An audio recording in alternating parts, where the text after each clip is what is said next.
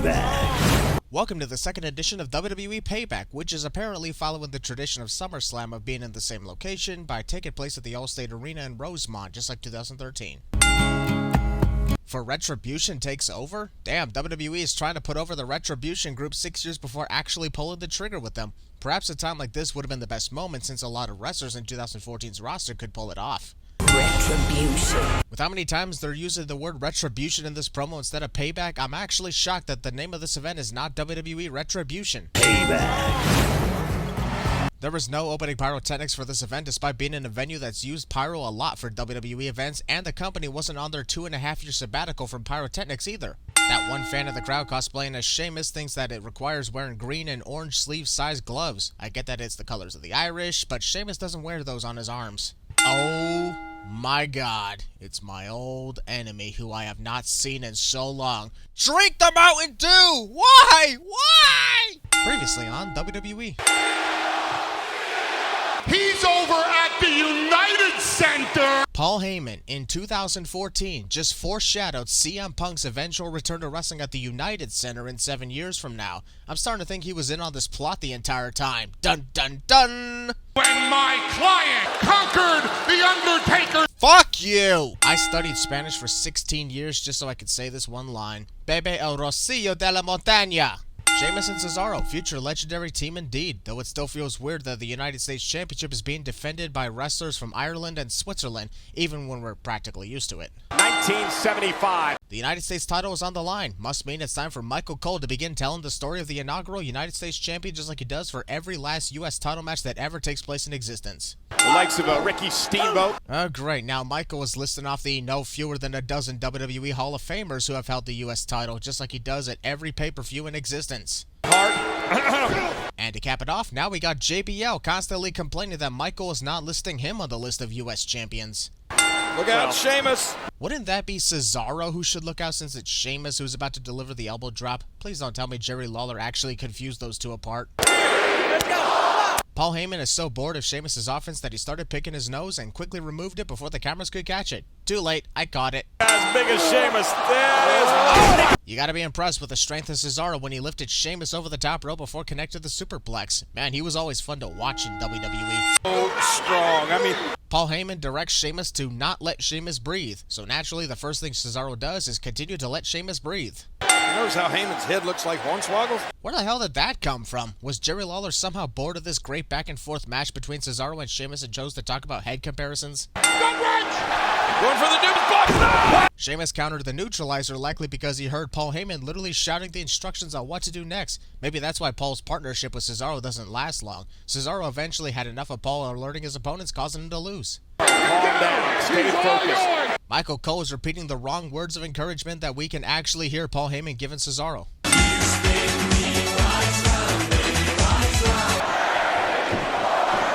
The Cesaro swing is fun, as shown by my years of playing the Spin Me Right Round song, but my one pet peeve about it is the fans are never on sync with how many times Cesaro is actually swinging his opponents. Like they jump the numbers when Cesaro has not even done a full cycle. Small package! Sheamus got it! What are the odds that Sheamus could have countered the swing at any moment, but chose not to because he loves going on twirly rides at amusement parks, hence why he was not affected by the swing whatsoever. Cody and Goldust have not been able to... Holy shit, it's one thing to show us something that took place earlier, but they are playing the audio of the recap while Michael Cole is narrating what's going on, and it's giving me a bad headache. One of the two must shut up. I would have honestly removed 5 sins if Ryback had accidentally whacked Curtis Axel in the back of the head during this moment. Everything about this match is a big waste of time, so it would have been nice to see one funny moment.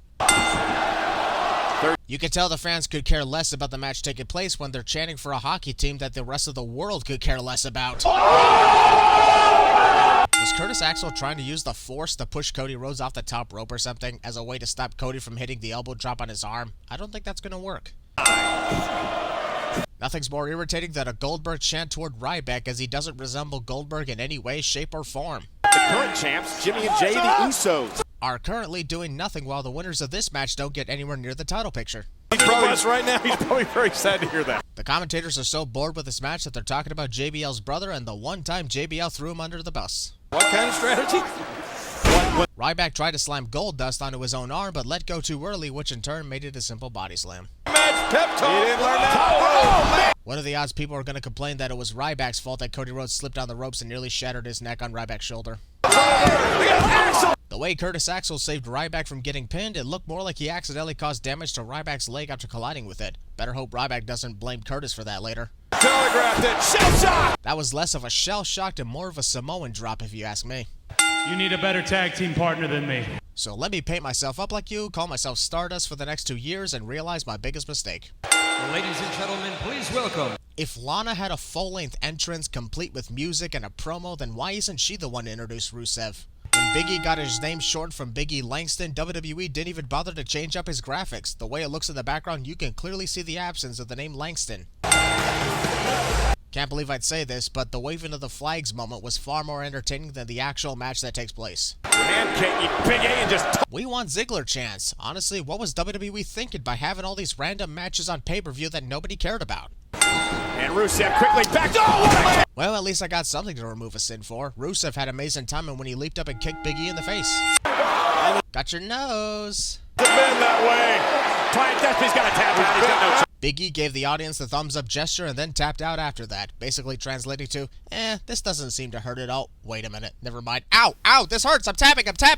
Man, if only Daniel Bryan was telling Brie Bella the flaw of their plan to have Brie quit WWE in order to save Daniel from being stripped of the title. That flaw being Stephanie McMahon could just strip him of the title anyway. Well, he learned he had a match. So, in other words, we got an impromptu match here, for no reason other than WWE was always clueless in booking their pay-per-views without a brand split and had to throw in random names out of a hat. All of a sudden, he's worthy to be on a pay-per-view like Payback? Jerry Lawler says that as if being on a pay-per-view is prestigious, when literally anybody can be on a pay-per-view card. Your hockey team are going to lose their match tonight. Hockey games are not referred to as matches. That's like saying every wrestling match is a wrestling game. First, Kofi Kingston gets put into a random match with Bo Dallas. Bo makes a little speech, the match starts, and Kane randomly shows up to ruin everything. Hell, this only leads to Bo versus Kofi taking place tomorrow on Raw.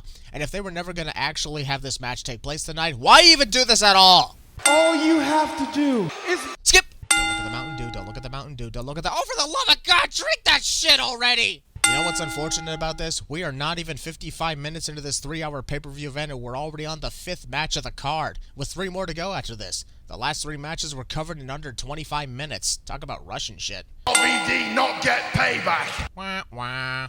Is gonna send RVD on a permanent summer vacation. Well, that depends on where you're intending to send him, because not all places have permanent summer weather. You know, some have winter, so wouldn't exactly... Okay, I'll shut up, Jesus. I don't get why these guys are trying to go by 3 initials. That seems crazy. The guy who calls himself JBL with 3 initials in the name is calling it crazy that wrestlers would go by names with 3 initials. Anyone else smell hypocrisy?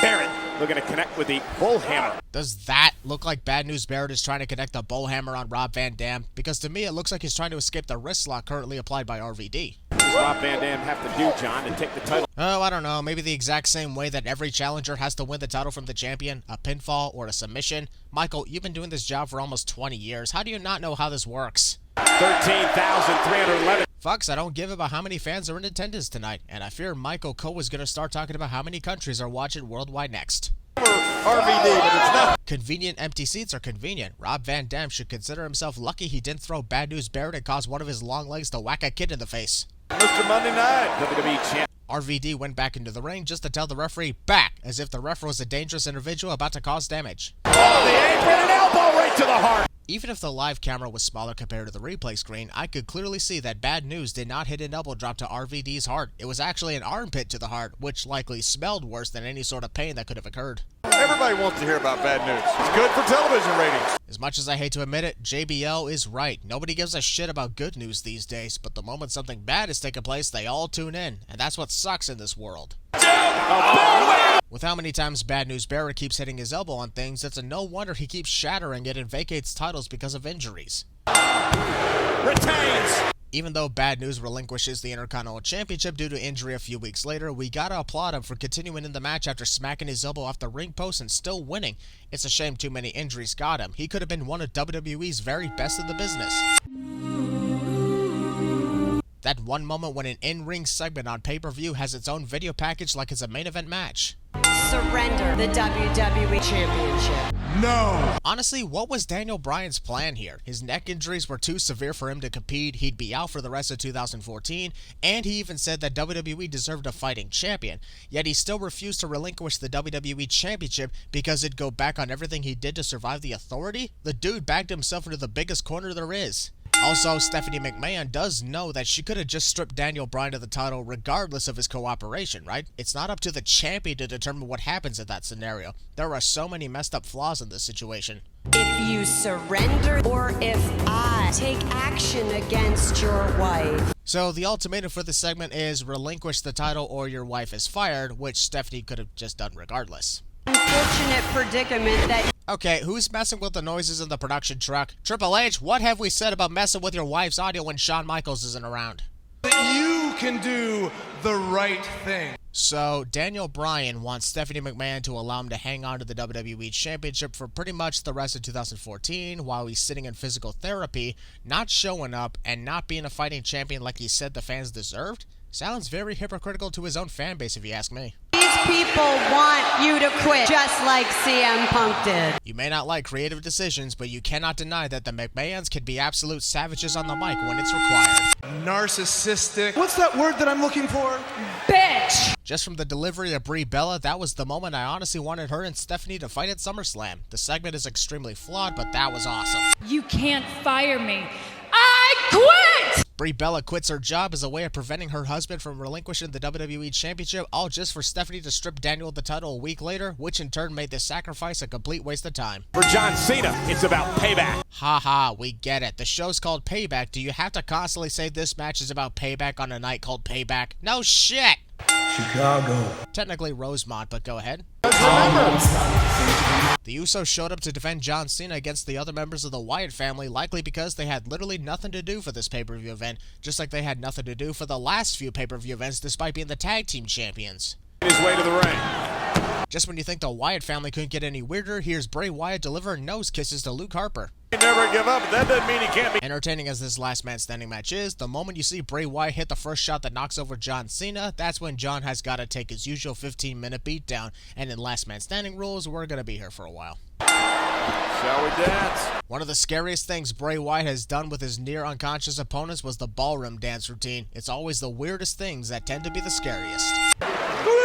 Bray should probably realize that the referee is also counting him since he's technically not standing either. Wyatt's out here barking at Lawler. He's probably mad at Jerry Lawler because no one at the commentary desk is drinking the Mountain Dew, which is his favorite drink as well. Or maybe he said, if you ain't gonna drink that, Eric Rowe and Luke Harper and myself are going to. And Wyatt's Sister Abigail. That honestly was one of the coolest ways Bray Wyatt has connected Sister Abigail onto his opponents. Great timing on John Cena's part to fall back and then forward within 1 second. And a count of 7. Oh my God! Never before has the Exorcist walk been more effective in terms of horror and strategy. Freaks the shit out of John Cena and the referee, but also stops the 10 count because Bray Wyatt is technically standing up. Luke Harper is indirectly a dick to his own partner by knocking over Eric Rowan along with one of the Usos. Watch out, Moose! Well, I guess we're even now. Since they're twins and we can't tell the difference, I'll just assume that was Jimmy Uso who was addicted to Jay. The referee to wave this off. How you can tell when someone is moving out of the way from a chair shot at the WWE, the wrestler with the chair aims for the head. After all the chaos that John Cena went through with Bray Wyatt, he is still hesitant to whack him with a steel chair. Also, John literally hit Bray with a chair a couple times before this moment of hesitation. Why is he hesitating now when he didn't do that mere seconds ago? Look out! Ow, my hands! Holy shit, that was actually awesome to see. Bray Wyatt sold that very well because getting stairs thrown in your face from high in the air like that is brutal. Honestly, where the hell have the Wyatt family and the Usos been for the last 10 minutes? Last we saw them, they flew into each other but weren't totally injured. Bray Wyatt is literally down for the count and the referee has ignored it completely, even when he saw him. Just because the Usos and the Wyatt family are causing carnage outside the ring doesn't mean the count is invalid. Count, you idiot! Down here. Holy shit! That one moment when the wrestlers who are not officially in this last man standing match are putting on more chaos and entertainment than the actual legal wrestlers competing. Here, look out! John Cena didn't even land on the pyrotechnic controls and yet they somehow went off. I know he didn't land on them because the explosion happened a good 1 second after the landing instead of instantly after. Also, that one awkward moment with the pyro blast from John Cena along with Kane earlier was the only time in the entire pay-per-view that pyrotechnics erupted at all. Seriously, look back. No opening pyro, not even any pyro for Kofi Kingston's traditional entrance. Damn, to all who say that John Cena always buries his opponents, here is John Cena literally burying his opponent. The "you can't see me" taunt was probably directed at both Bray Wyatt and the haters. He is so good. Bray Wyatt may be underneath the case, but he's not technically trapped since he could easily escape this opening right here. Boy, that's gotta suck for a Divas Championship match to be a literal calm down and use the bathroom match. These were the worst days in women's wrestling history.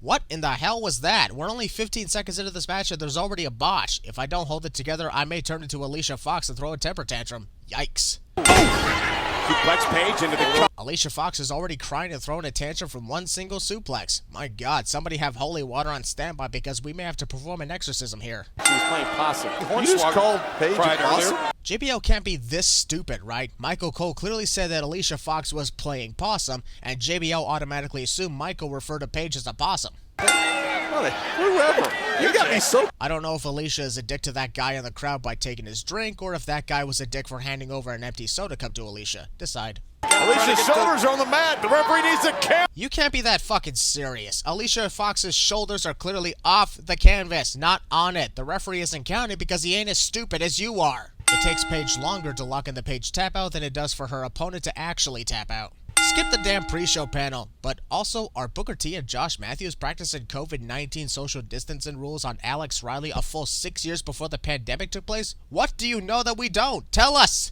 I find it hilarious that the Shield and Evolution are having a no-holds-barred match at Payback, but at Extreme Rules a month prior, the show known for stipulated matches, they just had a traditional tag team match. Payback, you will pep. At Payback, you will pep.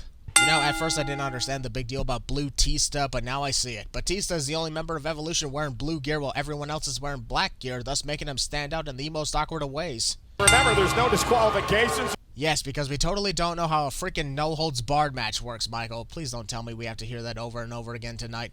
Also, the referee literally keeps these two teams back for nearly a full minute before realizing he should have signaled for the match to start. What are you waiting for? Randy Orton and this Triple H. I guarantee while beating the shit out of Seth Rollins, Triple H was negotiating with him about a deal with the Authority the next night on Raw. Looking at control. Honestly, we could use a split screen because there is too much going on to keep track of, so I guess we'll call it a bunch of whatever. Wait, whoa, hold on, time out. Weren't these guys beating the shit out of each other all over the place and in the ring? Why are we doing tags now? This is a no-holds-barred match, which practically translates to tornado rules. Anything goes, and there are no rules or limitations. Here are 10 sins. Why is the referee telling Dave to leave the ring? Are we just all going to forget the no-holds-barred rule that was heavily involved with the opening 5 minutes of this match? I take it back, Michael. I think we need the constant reminders about what this match is stipulated as. Rushmore, according to you. John, I did not say... Dean Ambrose rolled through to get to his partners, then realized he overshot it and had to turn to the left. Weren't you guys literally just beating the shit out of each other 5 minutes ago? What happened to all that? Now you're just staring at each other all night long? This literally goes on for 50 seconds. Shield.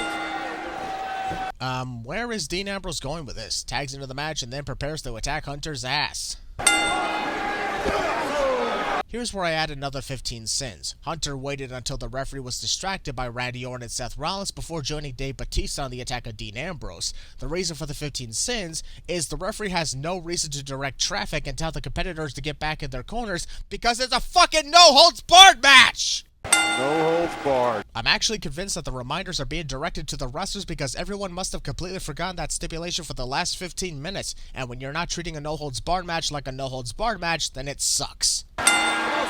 Dave is begging Hunter to stop Dean from tagging out when he could honestly just do it himself. It is legal after all. Chaos again. About time. It only took them 20 freaking minutes to realize they could have just done this for the whole match with no consequences. Batista's gonna try to plant Roman Reigns. Shield right infringement. Triple H. Alright, now we're cooking. Got some awesome action going on, and what a brutal pedigree onto the chair, especially on the stage floor. Ouch. Elimination match now. Evolution tore off Roman Reigns' outfit and revealed his eventual look as the Tribal Chief. Take a guess whose favor this eventually ends up working out for.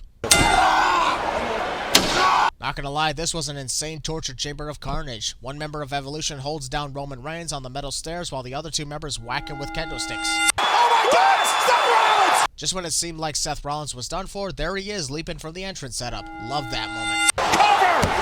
It's 3-2 cover! Hook of the leg, he got it! After almost 30 minutes of no eliminations, literally all the eliminations take place within seconds of each other. You know what's honestly sad about this? This match where the Shield beat Evolution in a clean sweep showed how powerful they truly were as a faction, and nobody could stop them now. And within 24 hours, it's all over. When they were at their best, they died.